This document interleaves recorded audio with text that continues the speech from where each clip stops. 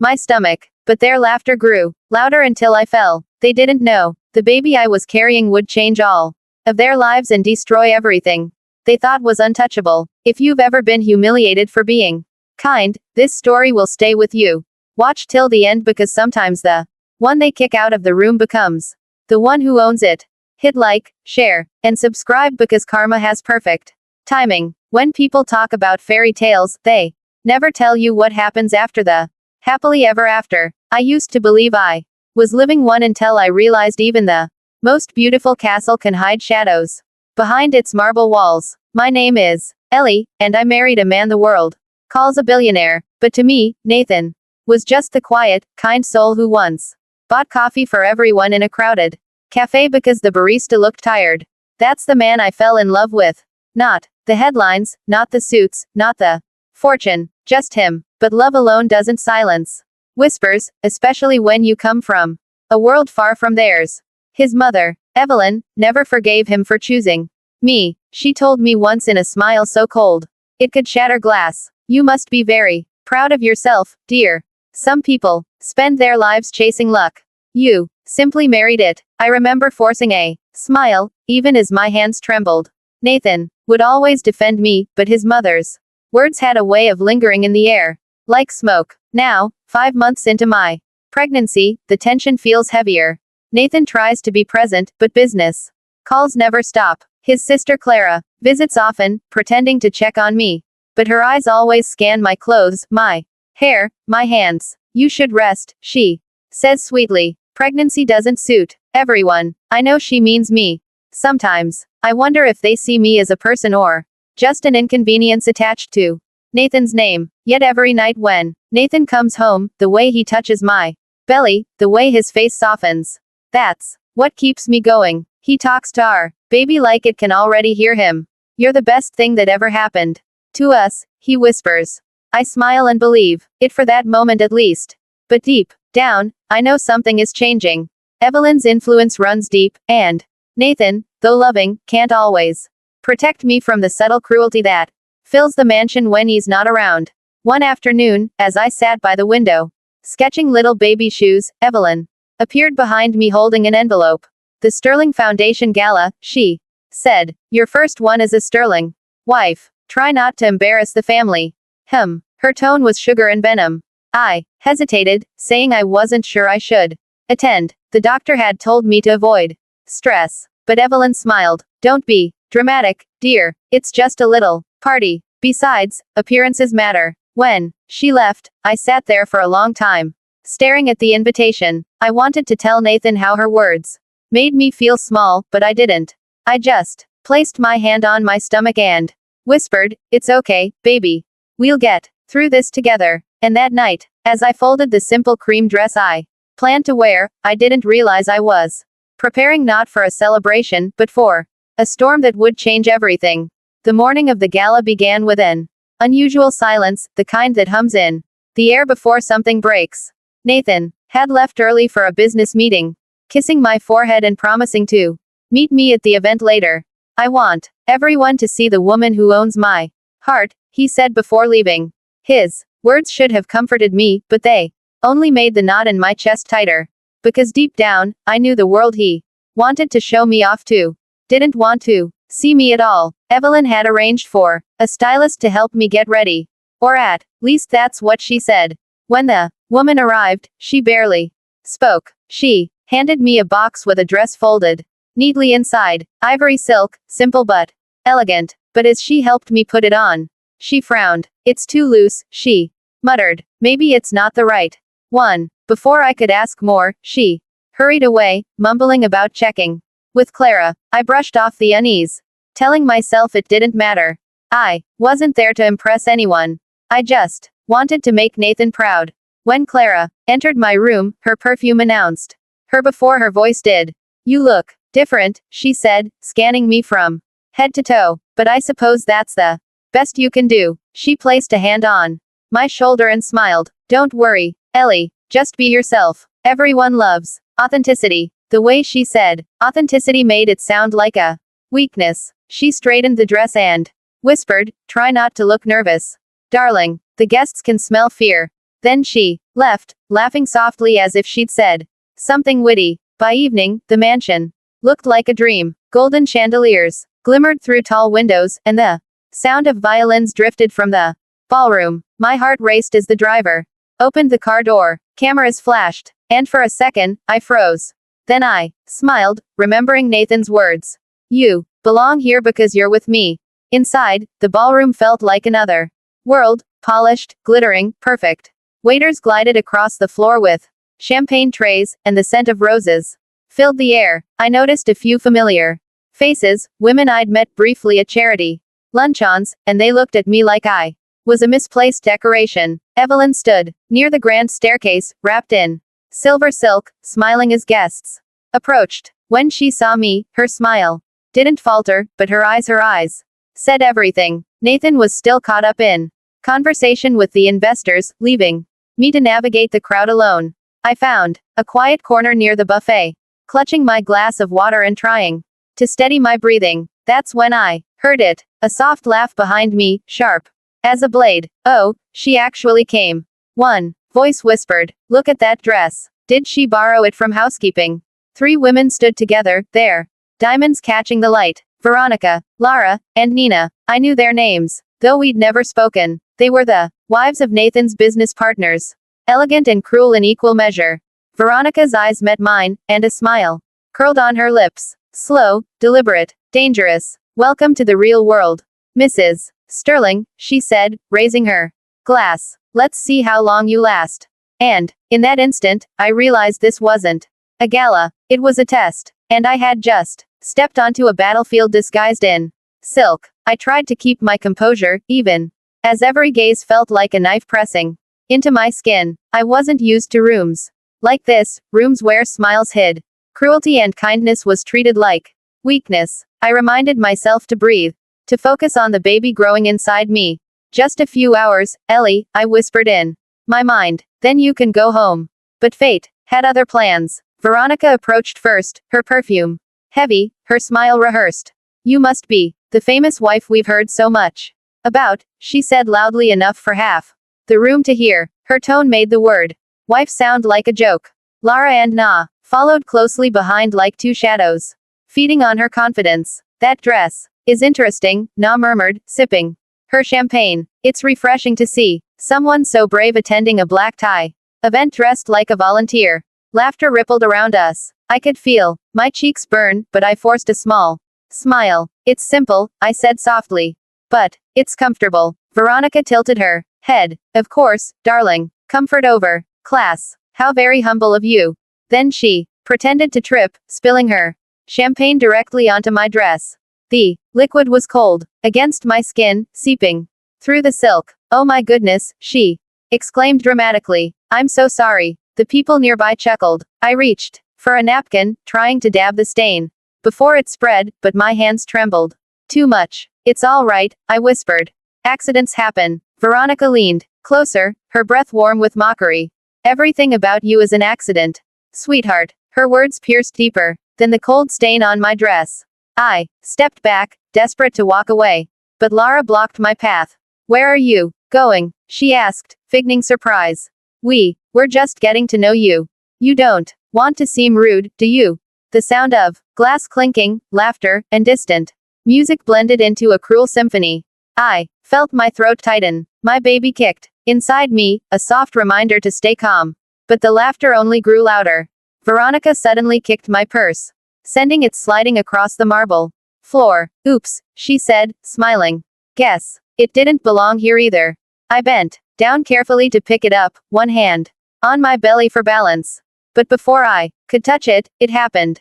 A sharp shove from behind, not enough to look violent, but strong enough to send me off balance. My foot slipped on the polished floor, and I fell hard, landing on my side. A sharp gasp escaped my lips as pain shot through me. My hands instinctively covered my stomach. "Please," I cried out, my voice trembling.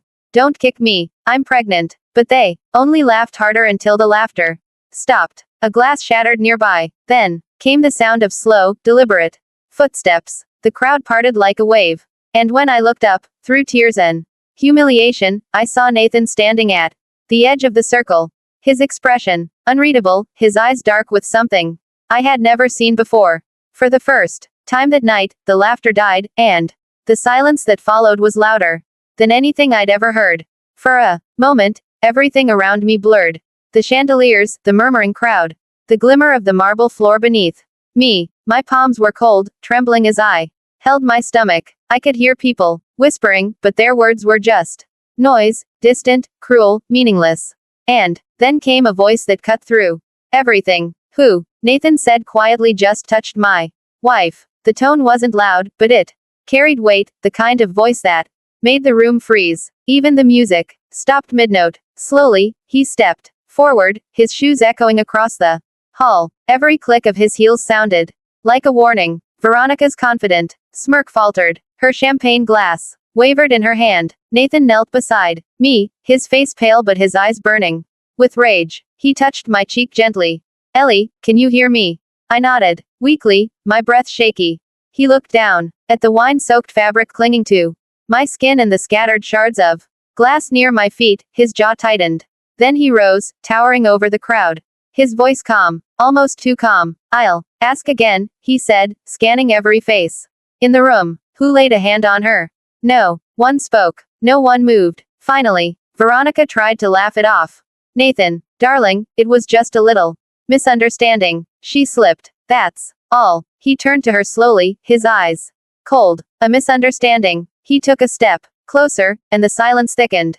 You think pushing a pregnant woman to the floor is a misunderstanding? Veronica's face drained of color.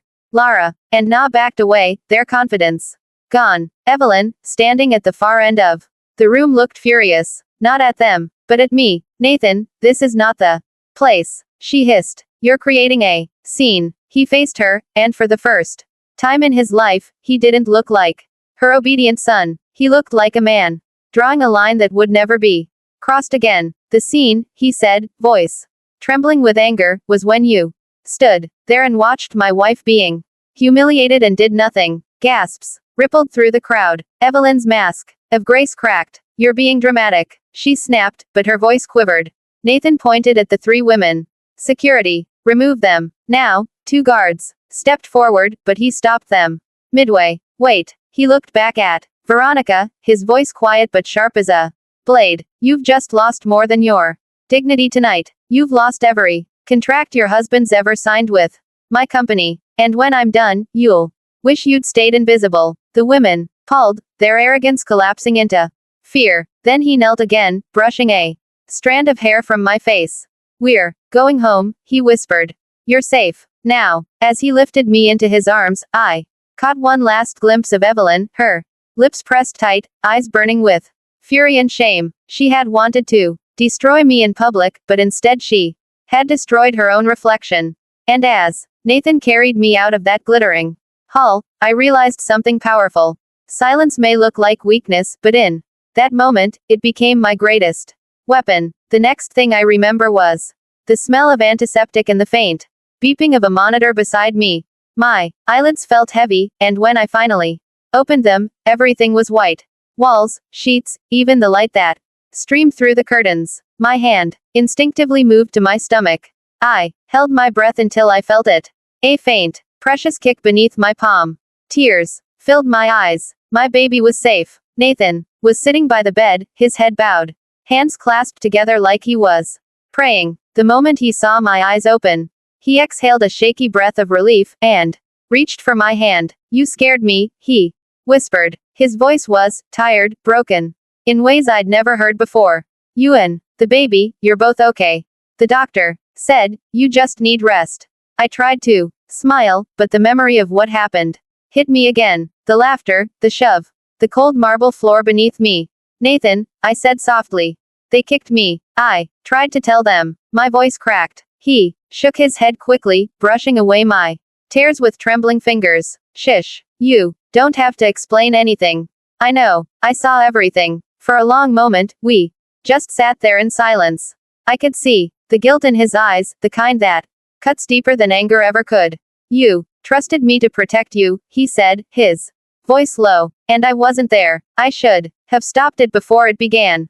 Before I could answer, the door opened.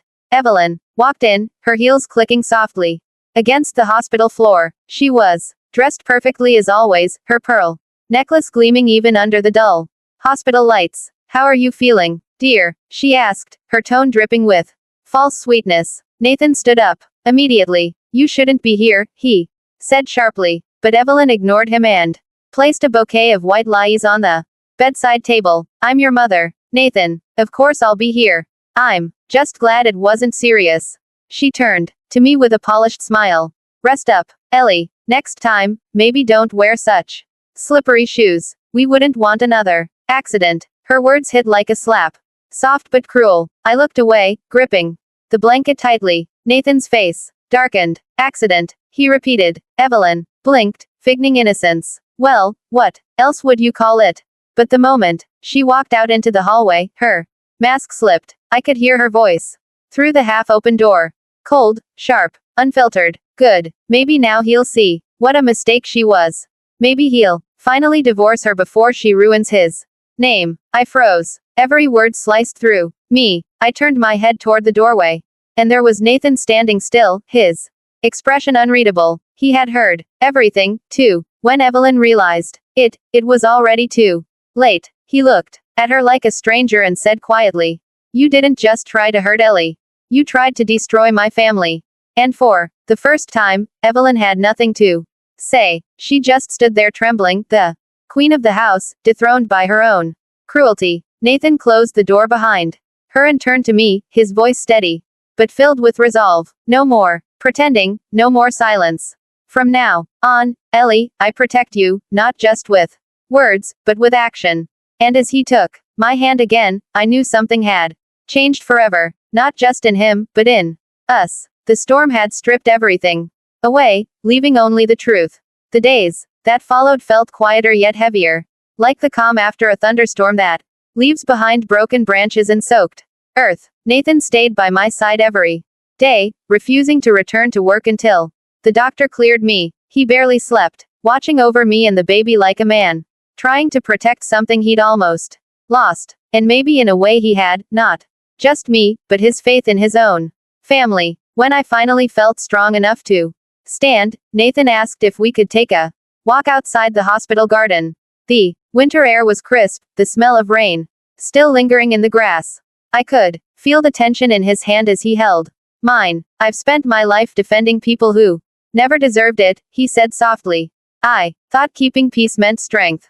But I was wrong. Silence only feeds cruelty. I looked up at him and smiled faintly. Then break it, I said. Not with anger, but with truth. That same evening, he made a call that changed everything. A week later, an invitation arrived at the mansion, one sent to every partner, every board member, every socialite who had been at that gala.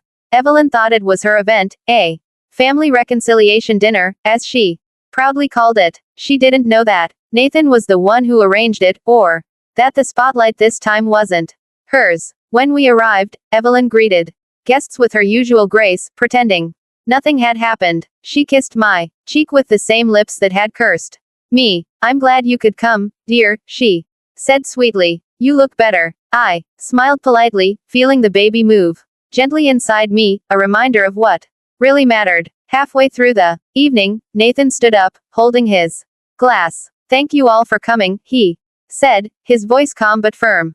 Tonight isn't about celebration. It's about accountability. The chatter faded. I saw Evelyn's smile stiffen. Nathan continued, last month, my wife was attacked at a gala hosted by this very foundation, an event meant to promote kindness and charity. Many of you were there. Many of you stayed silent. His gaze swept across the room. But silence ends tonight. A screen lit up behind him. Photos from the gala, captured by journalists and internal cameras. There it was. Veronica spilling her drink. Lara laughing, not pushing me. Gasps rippled across the crowd. Evelyn's face turned pale. She tried to interrupt. Nathan, this isn't, but he raised a hand. I'm not done, mother. The word mother hit the air like a blade. You wanted to teach my wife a lesson in humility, but the only lesson learned that night was yours. That cruelty, no matter how dressed in pearls, is still cruelty. Then came the final blow. Nathan turned to me and smiled softly. Starting today, Ellie will lead the Sterling Foundation's Women's Welfare Initiative. Her first project, a campaign supporting mothers who faced abuse and discrimination. The room erupted in applause, but I stood frozen for a moment, tears filling my eyes. Evelyn sank slowly into her chair, her empire crumbling in silence. The very people who once praised her now avoided her gaze. When Nathan reached for my hand, I took it. He leaned close and whispered, "You turned humiliation into strength, Ellie. You didn't just survive, you transformed that night." I walked out of that mansion, not as the outsider everyone pied, but as the woman they could never again underestimate. The girl they had kicked had learned how to rise, and rise with grace. The night after the event, I sat on the balcony of our home, wrapped in a soft blanket, watching the city lights shimmer in the distance. For the first time in a long while, I felt peace. The air was cool, and the gentle movement inside my belly reminded me that my life, was moving forward. Nathan joined me quietly, placing a warm cup of tea beside me before sitting down. He didn't speak at first. He just looked out at the skyline as if letting the silence do the healing. "I keep thinking about that night," he finally said. "I wish I'd stopped them sooner." His voice was low, filled with guilt. I turned to him, placing my hand on his. "You did," I whispered, not with words, not with anger, but with truth. "That's what lasts."